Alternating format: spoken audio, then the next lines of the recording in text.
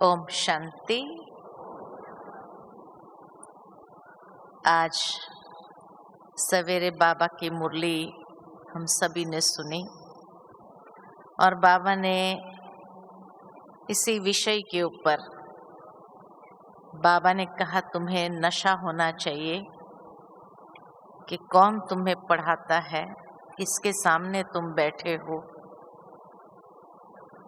ज्ञान सागर के ज्ञान वर्षा से ही हम पावन बन करके अपने बड़े घर चलते हैं, बड़े बाबा के साथ। और कहा जैसे जैसे अंतिम नजारे विनाश के सामने दिखने लगेंगे, हंगामे होंगे, तो तुम्हारी बहुत वृद्धि होगी और ये निश्चय का फाउंडेशन और भी मजबूत हो जाएगा। ब्राह्मण जीवन के अगर देखे तो 4 फाउंडेशन माने गए हैं। पहला फाउंडेशन है ज्ञान योग का फाउंडेशन, जो निरंतर हमें अंदर से पक्का करते जाना है, क्योंकि माया इसी फाउंडेशंस को हिलाने का प्रयत्न करती है। जो भी वीक फाउंडेशन होगा उसको जरूर हिलाने का प्रयत्न करेगी। इसीलिए बाबा कहते बच्चे मुरली कभी मिस नहीं करो और निरंतर याद का अभ्यास बनाते चलो। कोरोना के समय ये वरदान भी साधनों का हुआ कि हमें घर बैठे रोज मुरली सुनने को मिली, है ना। ज्ञान योग हमारा निरंतर चलता रहा, कभी मुरली मिस नहीं हुई, क्योंकि YouTube पर रोज बाबा की मुरली हम सुन लेते थे। लेकिन जैसे कहा जाता कि माया अपना अंतिम दांव तो चलेगी जाने से पहले, तो कहीं यही जो सुविधा साइंस ने बना कर दी, क्या माया ने उसका एडवांटेज तो नहीं ले लिया कि अब जब सब कुछ खुल गया उसके बाद भी हम सोचते हैं कि नहीं, इसी पर मुरली सुनो, इसी के साथ योग करो, अब सेंटर जाने की क्या जरूरत है। समझ लेना ये भी सूक्ष्म माया का वार है। बाबा के घर से आपका हाथ छुड़ाने का प्रयत्न है, क्योंकि टेलीविजन द्वारा या YouTube द्वारा जब मुरली सुनते हैं, बाबा के महावाक्य मिल जाते हैं, वो वाइब्रेशन नहीं मिलते जो बाबा के घर से मिलते हैं। और इसीलिए वो वाइब्रेशन में ही ताकत है। मुरली तो आधी गई अंदर, आधी नहीं भी गई, कुछ शब्द मिस भी हो गए, लेकिन बाबा के घर में जाकर के जब बाबा के कमरे में बैठते हैं, जहां निरंतर योग अभ्यास चलता रहता है, तो वहां से वो ताकत भी मिलती है। संग हमें श्रेष्ठ मिलता है। जब ब्राह्मणों के बीच में हम जाते हैं तो वो संग का भी बल मिलता है, संगठन का बल मिलता है, जो YouTube द्वारा नहीं मिलता है। इसलिए सावधान, क्योंकि माया यही ज्ञान योग का फाउंडेशन हिलाने का प्रयत्न करती है। दूसरा फाउंडेशन है पवित्रता का फाउंडेशन। और इसीलिए देखा जाता है कि जैसे जैसे अंतिम समय नजदीक आता जाएगा, बाबा की मुरलियों में बाबा हमें सूक्ष्म से सूक्ष्म पवित्रता के धारणा करा रहा है। लेकिन जब बच्चे के अंदर वो शक्ति नहीं रहेगी ज्ञान योग की, तो पवित्रता का फाउंडेशन भी हिलना स्वाभाविक है। जिन संस्कारों को हमने अंदर दबा के रखा है, और सोचा है कि हम तो विजयी हो गए हैं इस संस्कार के ऊपर। लेकिन जो दबे हुए संस्कार है, माया वही प्रयत्न करती है उन संस्कारों को पुनर्जागृत करने का, और अंतिम समय वही संस्कार उभर के सामने आ जाते हैं और हमें धोखा मिलता है कि अरे मैंने तो समझा था मैंने इस संस्कार के ऊपर विजय प्राप्त कर लिया।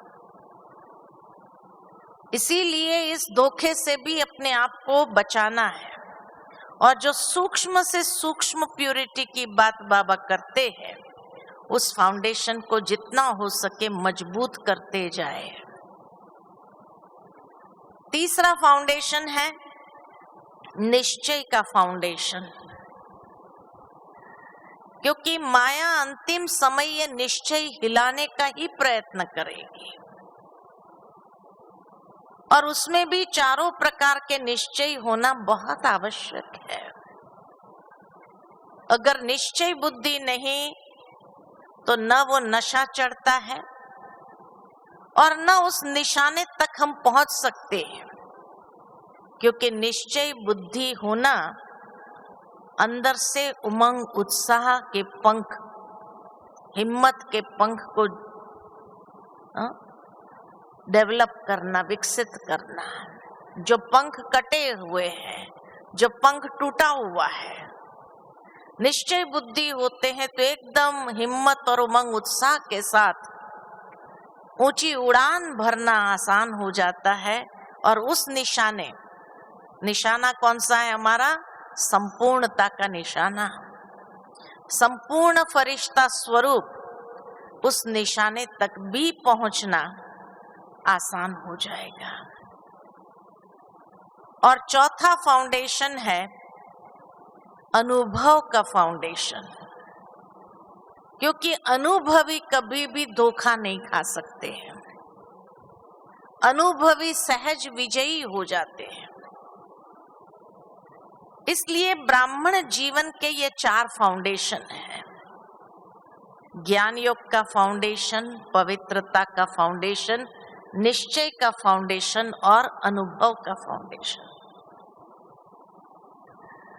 उसमें महत्वपूर्ण जो है, जिसके ऊपर माया बार बार अटैक करती है और इतने सूक्ष्म तरीके से आती है, जिसका होश भी कभी हमें नहीं रहता है, वो है निश्चय का फाउंडेशन। निश्चय किसको कहा जाता है? आप सभी कहने में तो कह देंगे कि हाँ बाबा में निश्चय, तभी तो हम यहाँ आए।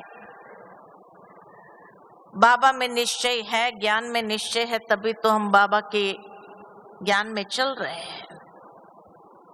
लेकिन निश्चय की परिभाषा, निश्चय माना सबसे पहली बात जहां कोई प्रश्न न हो। जैसे बाबा की अव्यक्त मुरली हम सभी ने संडे को सुनी। बाबा कहे कि जब कोई भी प्रश्न उत्पन्न होता है, उसके पहले आपको जवाब मालूम है, ड्रामा नथिंग न्यू। इसलिए प्रश्न उत्पन्न हो ही नहीं सकता, क्यों, क्या, कैसे, कहां, ये प्रश्न उत्पन्न नहीं हो सकता है, क्योंकि ड्रामा का संपूर्ण नॉलेज हम बच्चों को बाबा ने दिया है। तो प्रश्न कहां भी मालूम है।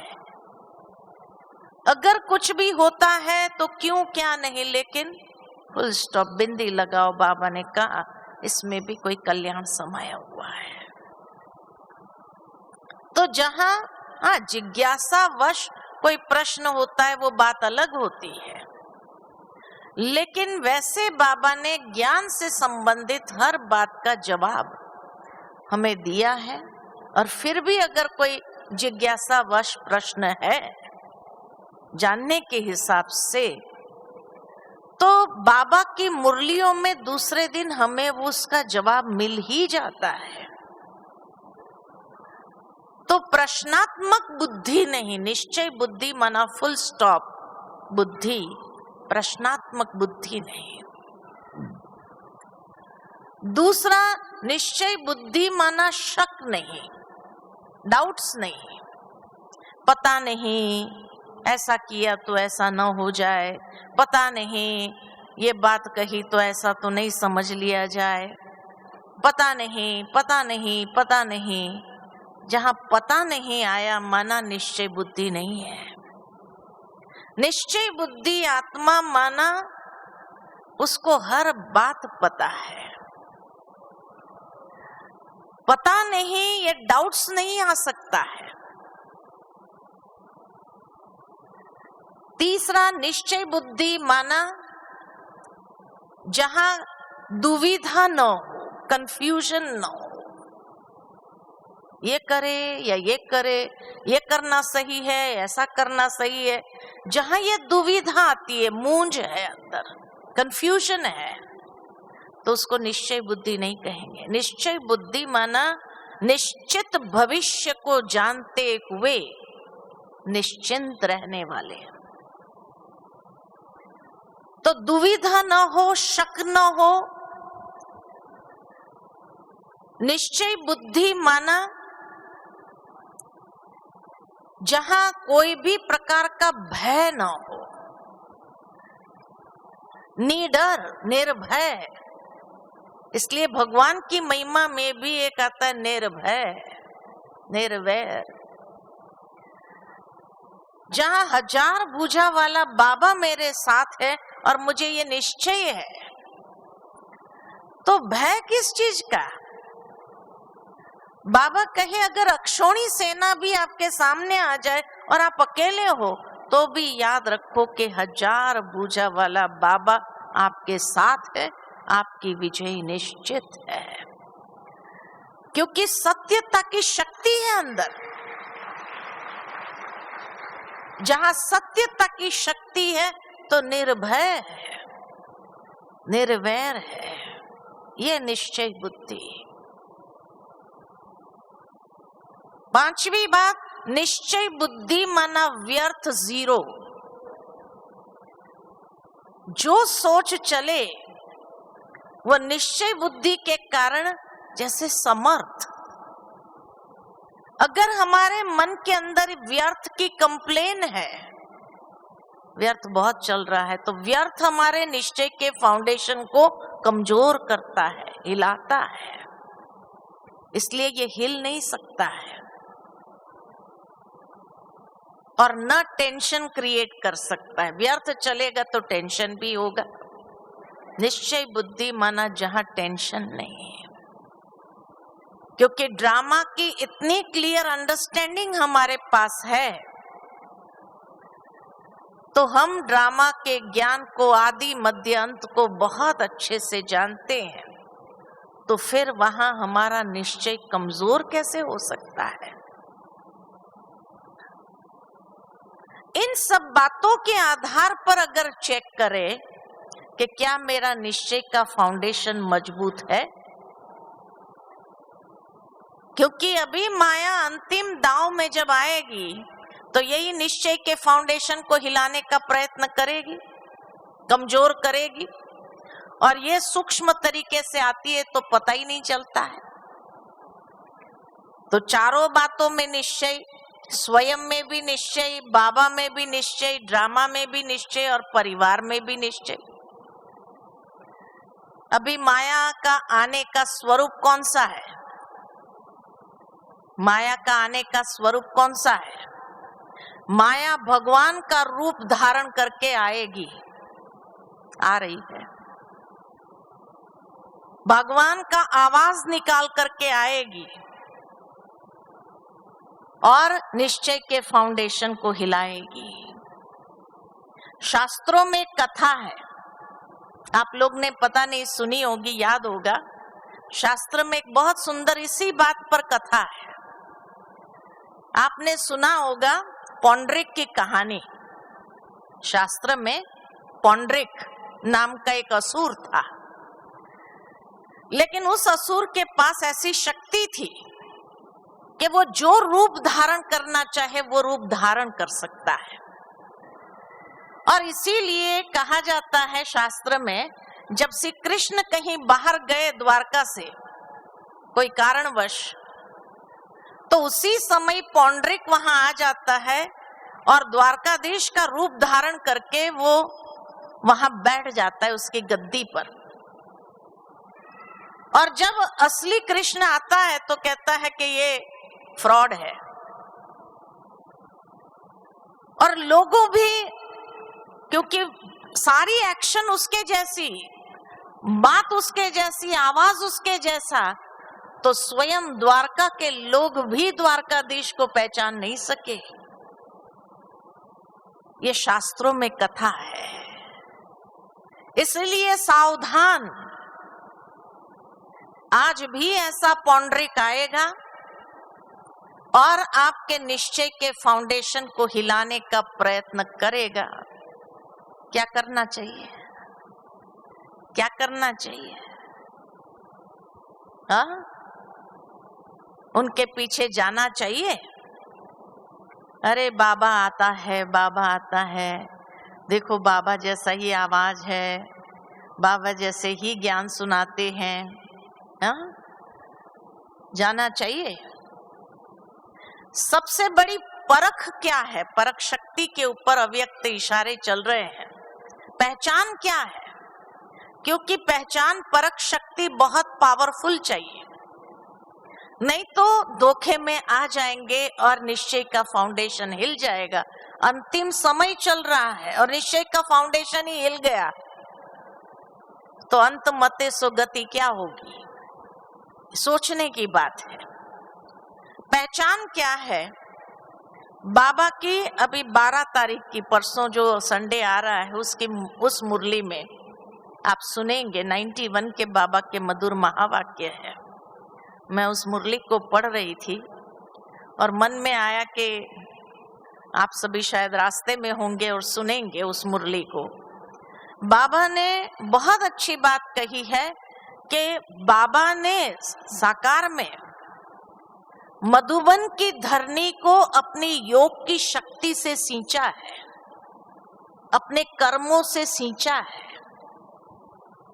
अनेक भाई बहने जो पवित्र ब्राह्मण आते हैं, वो पवित्र ब्राह्मण जहां तपस्या करते हैं तो उस तपस्या से उस धरनी को सींचा है। इसीलिए इस धरनी को वरदान है, बाप और बच्चों के मिलन का वरदान है ना। आप सभी को मालूम है कि आप जब भी मधुबन आते हो तो बहनें फॉर्म भरती है और यहाँ फॉर्म भेजती है धारणा का। इतना समय से पवित्रता की धारणा है, खान पान की धारणा है, सारे नियम मर्यादा कहाँ तक है, भाई रोज क्लास में आते कि नहीं आते, वो सारा फॉर्म भर करके भेजती है। मालूम है ना सभी को। और उसमें बाबा हमेशा पवित्रता की धारणा के ऊपर बहुत जोर देते रहे हैं। साकार मुरलियों में भी कई बार आपने सुना है कि ये इंद्र सभा है और इस इंद्र सभा में कोई भी अपवित्र नहीं आ सकते हैं। बाबा कभी कोई अपवित्र आत्मा से मिलता नहीं है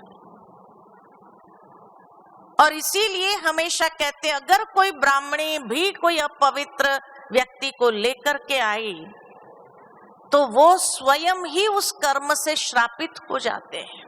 यहाँ तक बाबा ने इस इंद्र सभा का महत्व बताया है और इसीलिए बाप और बच्चे का मिलन का स्थान यही है।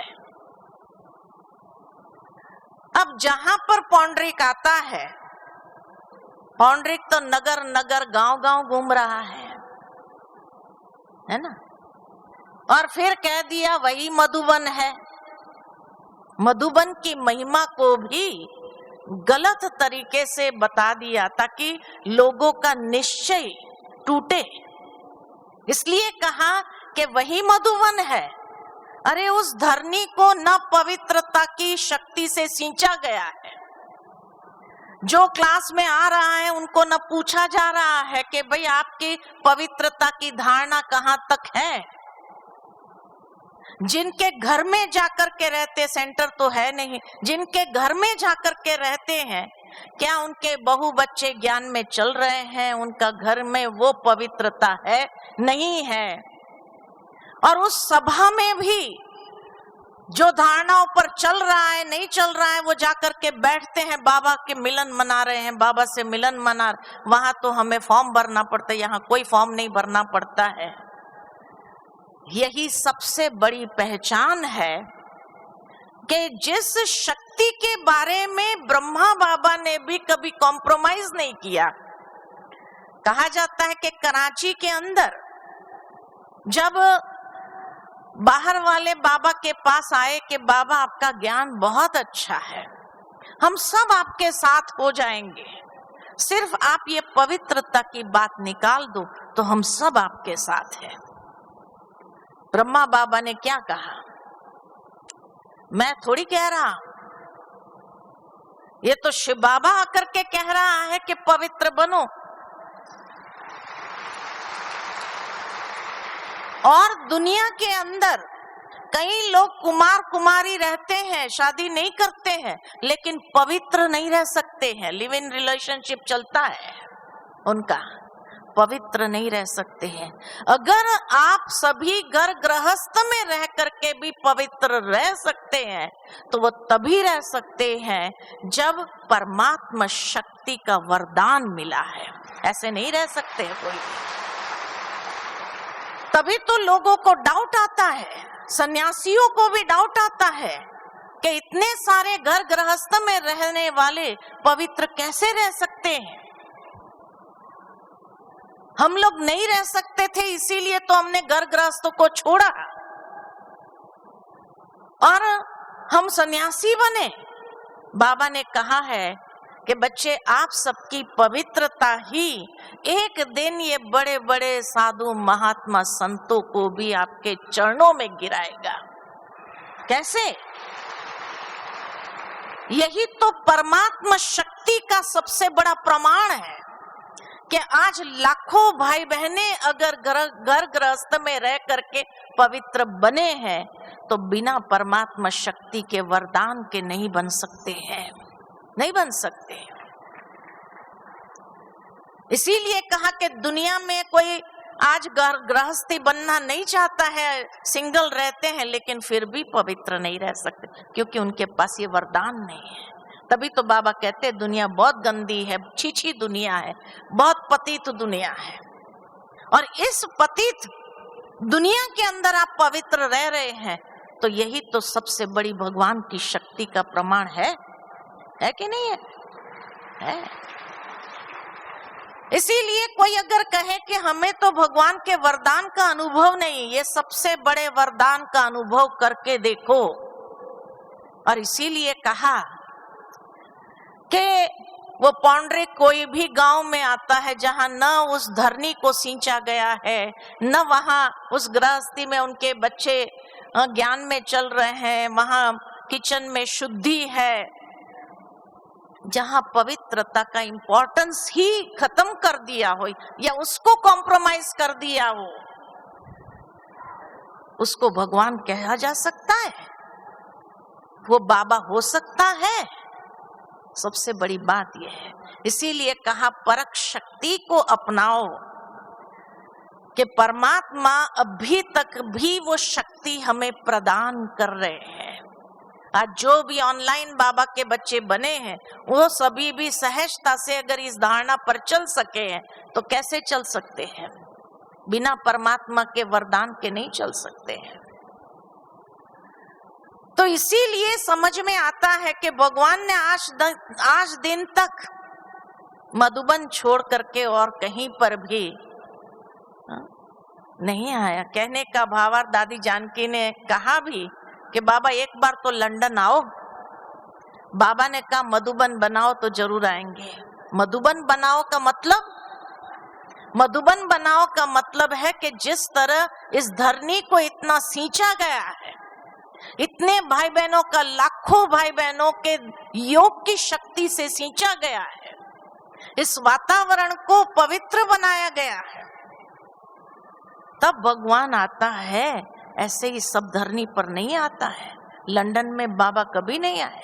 गुलजार दादी जब गई तो दादी जानकी ने बहुत कोशिश की कि बाबा एक बार लंदन आ जाओ, इस लंदन की भूमि पर आ जाओ। बाबा ने मना कर दिया। ऐसे बाबा सब धरनी पर नहीं आते, पहले मधुबन बनाओ। मधुबन बनाना आसान नहीं है। मधुबन बनाना आसान नहीं है कि हाँ भाई जहां बाप बच्चे का मिलन है वो मधुबन ही है, ये कह दो और मधुबन बन गया। ऐसे मधुबन नहीं बनता है। इसलिए ये पहचान बहुत जरूरी है, क्योंकि माया यही अपना अंतिम दांव चल रही है और कई ब्राह्मणों को क्या करेगी, थप्पड़ मार के गिरा देंगी। तो उसमें आप ना आ जाओ, ये संभाल करनी है। ये निश्चय का फाउंडेशन अगर कमजोर होगा तो बहुत सहज बह जाएंगे। कल किसी ने बहुत अच्छी बात कही कि मनुष्य के पास एक सबसे बड़ी ताकत अगर है तो जैसे नदी का बहाव जो होता है उसके विपरीत दिशा में तैरने की ताकत लगा सकता है और फिर भी वो अपने किनारे पर पहुंच सकता है। कितना भी तेज बहाव क्यों ना हो तो भी वो विपरीत दिशा में, बहाव के विपरीत दिशा में तैर करके भी किनारे पर पहुंच सकता है। ताकत लगानी पड़ती है, जरूर है। बहाव में बहता कौन है? मुर्दा बहता है, लाशें बहती है। तो इसी तरह ये माया के बहाव में बहता कौन है? मुर्दा बहता है। जीवित व्यक्ति नहीं बह सकता है। जिसको होश हो, नशा हो, निशाने पर जाने का एक जुनून हो कि हाँ हमें फरिश्ता बनना है, और निश्चय बुद्धि है जो अपने में आत्मविश्वास को लिए हुए, वो कभी भी मुर्दा नहीं बन सकता है। इसीलिए जो माया के इस बहाव में बहता है तो समझ लेना ये लाश बन गई, ये मर गया, तभी वो बह गया, है ना। बाकी आप सभी नहीं बहना, क्योंकि आप सभी जिंदा हो। समझा ना? जिंदा हो और जिंदा रहना अंत तक, ये बाबा का वरदान है। इसीलिए बाबा इतनी शक्ति भरता है, इतनी सकाश देता है। आज भी बाप दादा दोनों मिलकर के हम बच्चों को अमृत वेले कितनी सकाश देता है, कितनी ताकत भरता है। और इसीलिए तो बाबा कहता है कि बच्चे इस सकाश से ही, इस शक्ति से ही तुम अपने मंजिल को, उस निशाने को सहजता से प्राप्त कर सकेंगे। हमारा निशाना ही है संपूर्ण अव्यक्त फरिश्ता बनना, क्योंकि ब्राह्मण सो फरिश्ता, फरिश्ता सो देवता। देवता यानी सूर्यवंशी, सूर्यवंशी घराने में जाना। जैसे आज बाबा ने कहा ना, 84 जन्म आदि से लेकर लेना, और हम सभी का निशाना यही है कि मैक्सिमम जन्म हम सभी धारण करें, हीरो पाठधारी बन करके इस ड्रामा के अंदर अपना पाठ बजाए। दुनिया के लोग इतने थक गए हैं और थकने के कारण वो क्या चाहते हैं? मोक्ष मिल जाए, मुक्ति मिल जाए, बस सारा कल्प ऊपर बैठे रहे, भले 1-2 जन्म मिल जाए तो ठीक है, नहीं मिले तो भी चलेगा, ऊपर ही बैठना चाहते हैं। और इसीलिए लास्ट में 1-2 जन्म के लिए उतरते हैं। लेकिन उससे फायदा क्या? ना कोई प्राप्ति है, ना फायदा है। हम सभी बच्चे ये बहुत अच्छी तरह से जानते हैं कि पूरा 84 जन्म का पाठ बजाने से कितना सुंदर हर दृश्य देखने को हमें सौभाग्य प्राप्त होता है।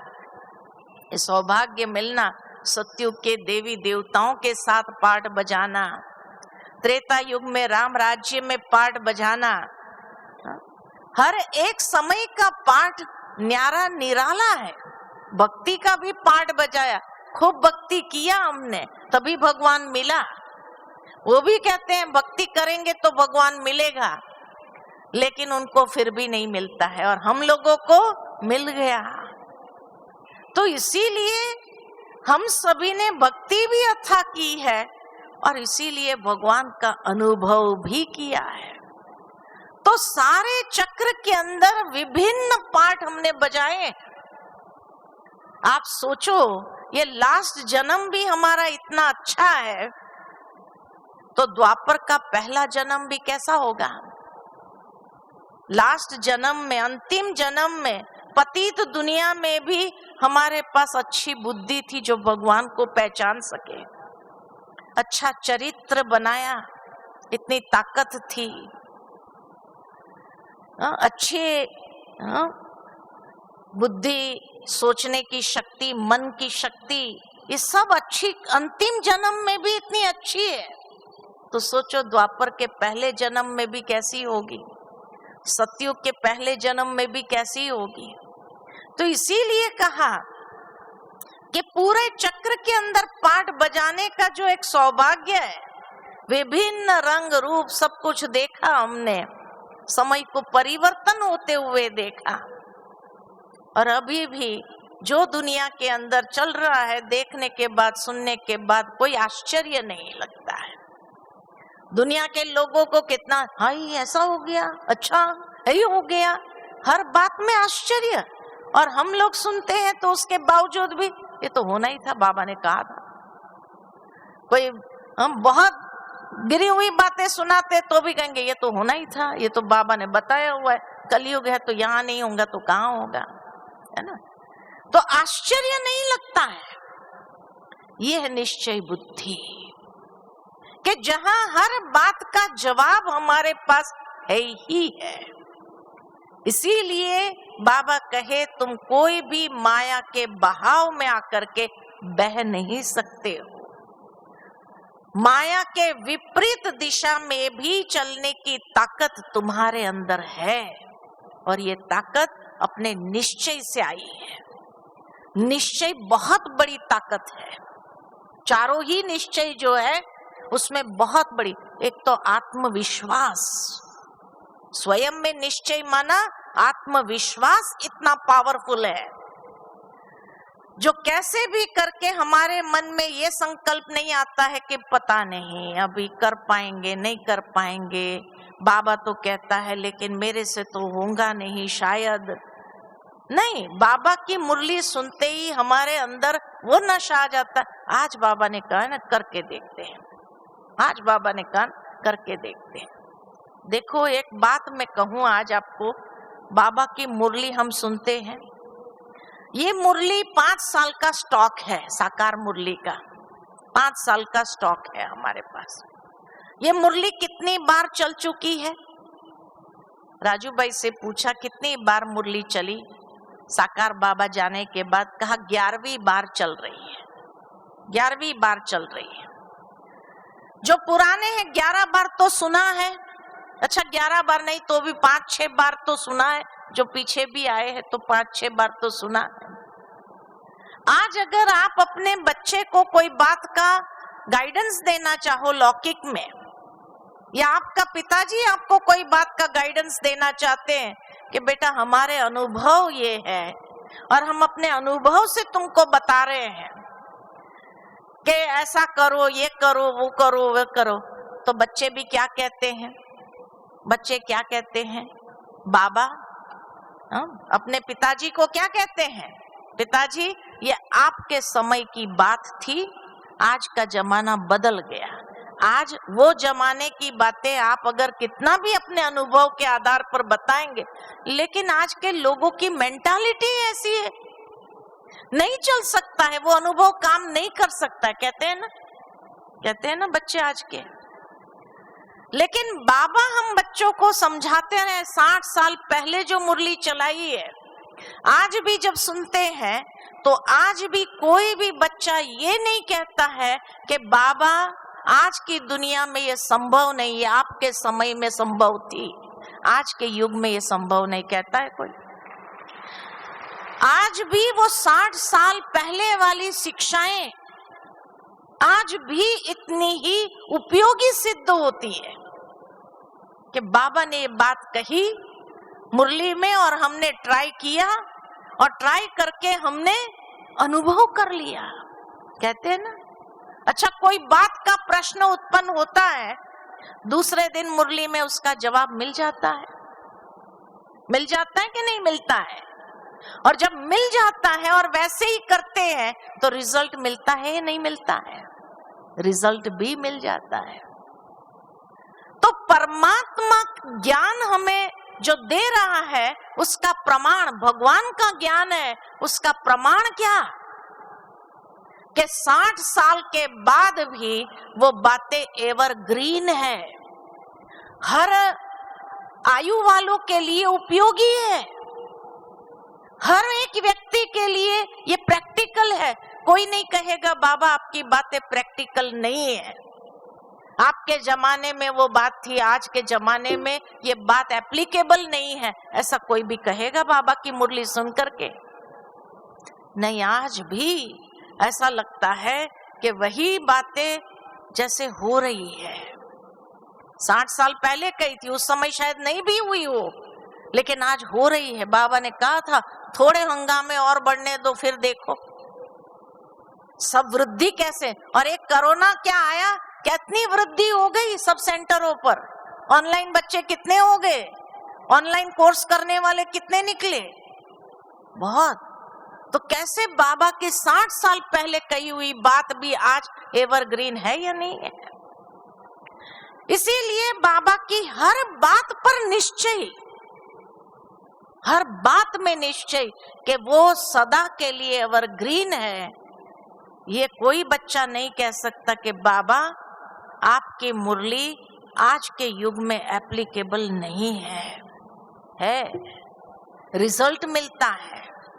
और बहुत अच्छा, अगर कितना भी कोई कंफ्यूजन है उस कंफ्यूजन को बाबा दूर कर देता है दूसरे दिन की मुरली में उसका जवाब दे करके।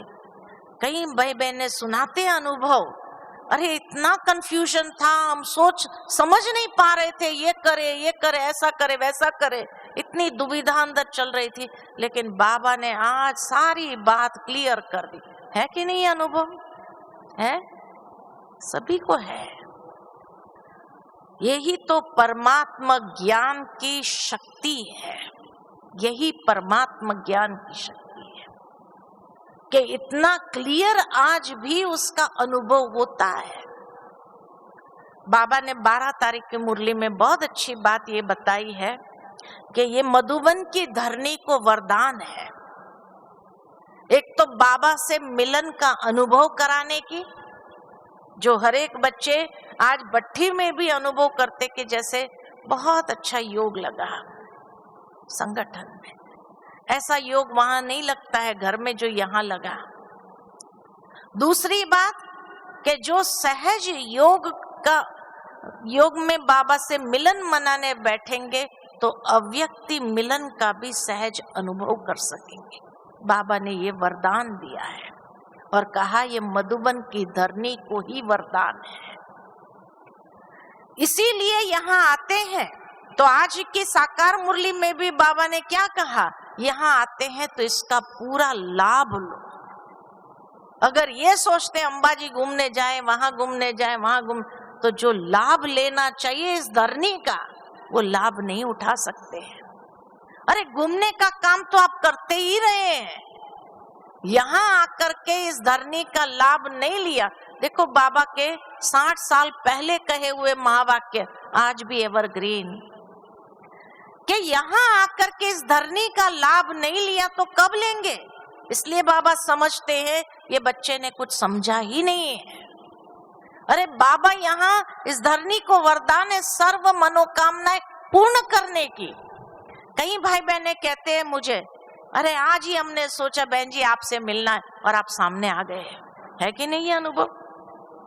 मिलना चाहते, कोई भी संकल्प करो जैसे बाबा पूरा कर देते, कोई भी संकल्प करो बाबा पूरा कर देते हैं। लेकिन यहाँ भी अगर बुद्धि बाहर भटकती रहे तो उसको निश्चय बुद्धि कहेंगे? ये निश्चय बुद्धि है? नहीं है, तभी बुद्धि बाहर भटकती है। इसीलिए बाबा कहे ऐसे निश्चय बुद्धि कि अपने निशाने के सिवाय मुझे और कुछ याद नहीं रहे और कुछ दिखाई न दे, यहाँ वहां मुझे कहीं देखना नहीं है। मैं और मेरा बाबा क्योंकि अब अगर ये लाभ नहीं लिया तो ये समय भी बीत जाएगा, ये समय भी बीत जाएगा। अभी तो फिर भी बाबा की मदद का अनुभव कर रहे हैं, लेकिन जैसे ही एक बार विनाश लीला आरंभ होगी तो ये समय भी बीत जाएगा और बाबा बाप के बदले धर्मराज का रूप ले लेगा। फिर बाबा भी मदद नहीं कर पाएगा।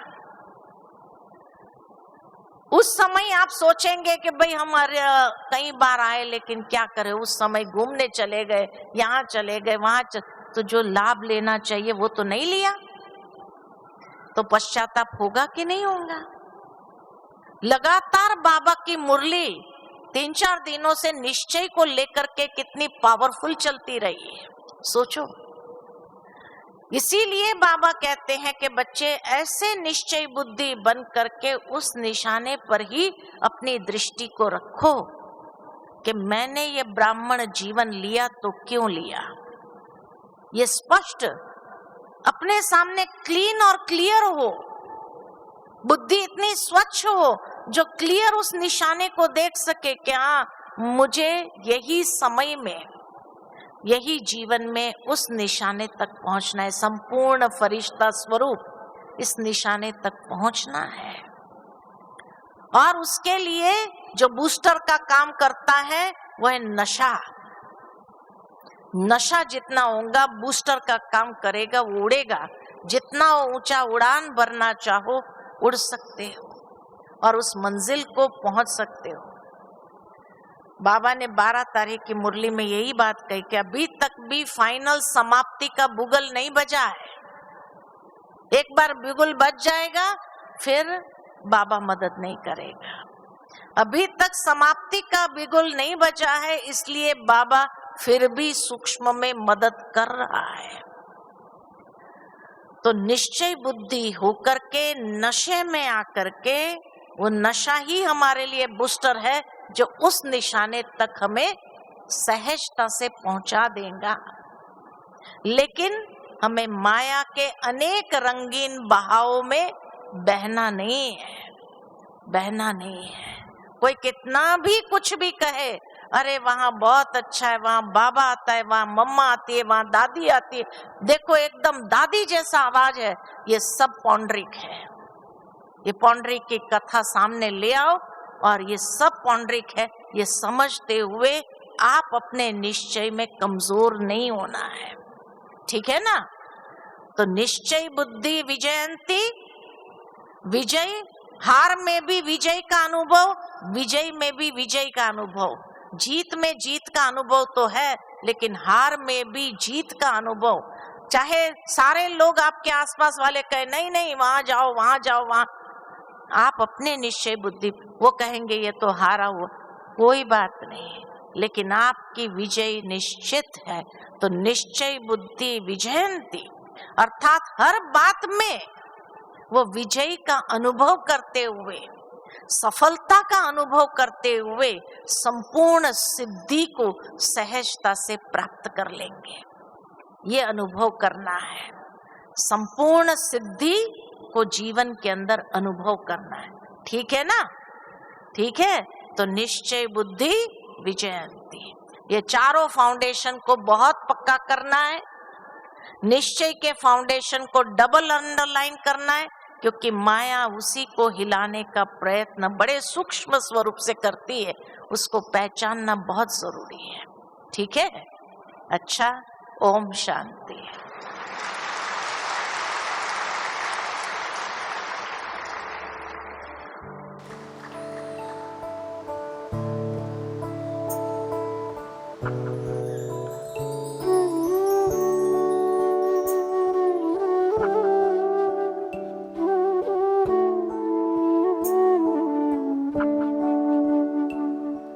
बाबा तुम कितने अच्छे हो, बाबा तुम कितने प्यारे हो, सच कहते हैं हम एक तुम ही अपनी आँखियों के तारे हो।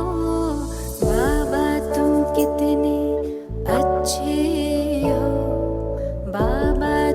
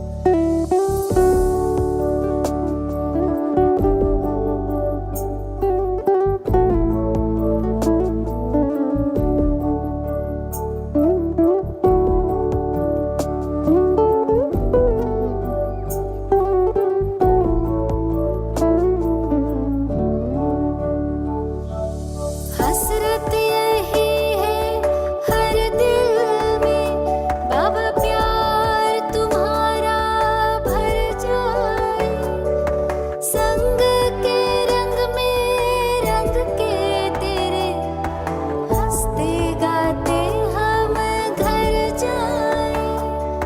योगी पावन जीवन देकर नवयुग के दिए नजारे हो। बाबा तुम कितने अच्छे हो, बाबा तुम कितने प्यारे हो। सच कहते हैं हम एक तुम ही अपनी अखियों के तारे हो। बाबा तुम कितने अच्छे हो, बाबा तुम कितने प्यारे हो। सच कहते